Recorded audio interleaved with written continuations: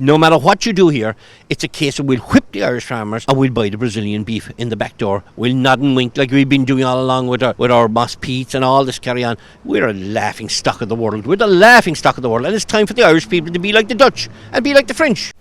In Europe, we've seen a lot of farmers protesting, particularly in the Netherlands, and one of the kind of key messages that these farmers are trying to get across is the fact that they provide the food that society needs, and so the government needs to pay more attention to them and the challenges facing their industry, because they're such an essential sector. If they don't do their job, everybody starves effectively. And so I think it seems like there's a lot of parallels between the things that the Dutch farmers are saying and things that Irish farmers are saying. Would you agree with that? Absolutely, and you know, I think the Dutch put the whole of Europe or the whole of the world into motion now, after electing a majority in their Senate of farmers who have been legitimately and peacefully protesting over the last couple of years and haven't been listened to.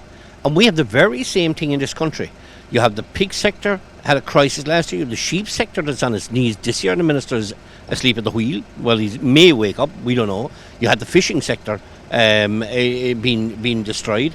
And now if you have the dairy sector, which is in real danger, of farmers who work hard, who do get up in the morning and who don't go to bed some nights, trying to mind their cattle, trying to calve their cows so that they can provide milk and meat for the people of this country to eat. And this government, the Green Party, led by the Green Party, to be honest with you, because Fine Gael and Fianna Fáil are asleep at the wheel, staying silent behind them, are attacking agriculture every day of the week inside there. The farmer is the problem. The farmer's not the problem at all. The farmer is not the problem at all. As a matter of fact, Minister Eamon Ryan taking, I know, the 40-50 people out to COP27 on a private jet. There is where your problems are. I believe over the St. Patrick's Day weekend, there were all sorts of ministerial trips taken as far as China and Singapore and places like this. And some of them, it's important, but like maybe not all of them. Like, you know, but like Minister flying out again, Eamon Ryan to China, probably one of the worst environmental records in the world. What message was he sending? He says he stood up to them. I think they were probably shivering in their shoes. They didn't care. Tell them, go home out of it and get back to your country. No, the problem we have here is that Ireland is very, very like the Dutch.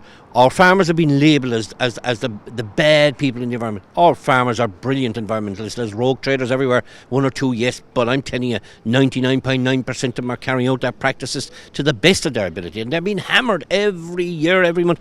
But my biggest worry at this present time is for the sheep farmer, who hasn't got a compensation, who may not survive, and for the dairy sector, who now the farmer finds himself having to buy more and more lands to keep the exact same number of cows as he had before. So get himself deeper and deeper and deeper into debt, so that Eamon Ryan can buy carbon credits from Slovakia or something else. The whole thing is an absolute farcical joke beyond belief.